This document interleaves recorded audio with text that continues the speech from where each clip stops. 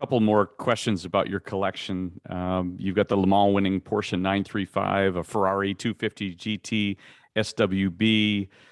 You've got as the aforementioned Cobra. What are you most fond of in your collection if you were to narrow it down to a couple? I know that's hard. I know that's hard. Jason.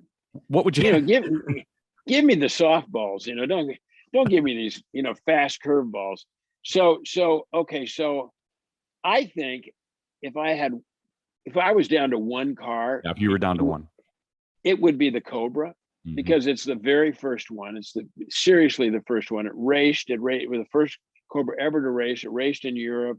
It's unmolested. It's original body. I love that car, and you get in it, and it's one of those cars that when you start it, the fun begins, and it's got great sounds, and you think you're just going warp speed, and you just get blown off by a Tesla, So it gives you all the sensations of speed. So that would probably be the car that I would hold on to. But Le Mans is everything to most manufacturers. And just yesterday, I did a video with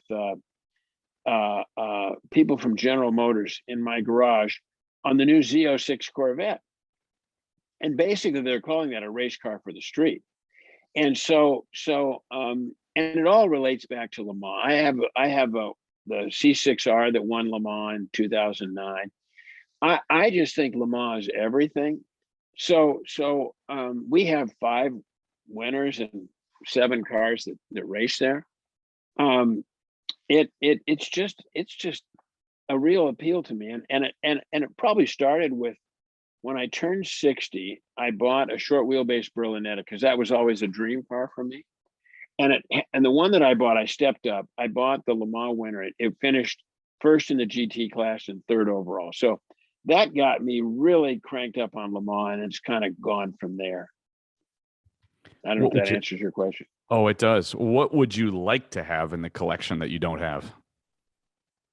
If it came down to one car, like you could magically say one car, it would be a Scarab. The Lancer Aventador Scarab, that car to me checks every box. It's as good looking as any, sports car ever was. It's an American car. And I'm a patriot, I love American stuff, and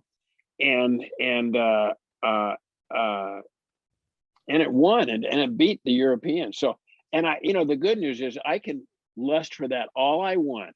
It ain't never going to happen because you got John Mozart has one, Miles Collier has one, and Rob Walton have one. And none of these guys, I don't think, are going to be strapped for cash anytime soon or decide they're.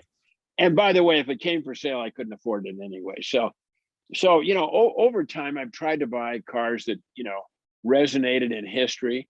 We have Don Prudhomme's Dragster, maybe the winningest car in all of motorsports ever in the history of motorsports. Yeah, I've seen it there at the museum. It's fabulous, bright yellow.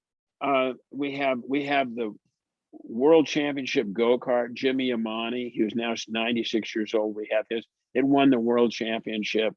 And we've got a Miller-powered hydroplane, So I just love the story. I love the cars and boats and bikes that, walk the walk. And I just, I don't even have to drive some of those. I just look at them and they just excite, So I've tried to buy cars that resonated with me.